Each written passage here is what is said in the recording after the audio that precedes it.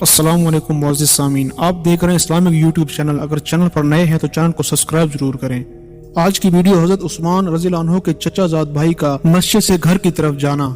عبداللہ بن عامر بن قریظ رضی اللہ عنہ حضرت عثمان رضی اللہ عنہ کے چچا زاد بھائی ایک مرتبہ غالباً رات کا وقت ہوگا، مسجد سے باہر آئے، اپنے مکان تنہا جا رہے تھے۔ راستے میں ایک نوجوان لڑکا نظر گزرا، وہ ان کے ساتھ ہو لیا۔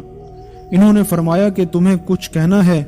اس لڑکے نے عرض کیا، جناب کی صلاح و فلاح کا متمنی ہوں، کچھ عرض کرنا نہیں۔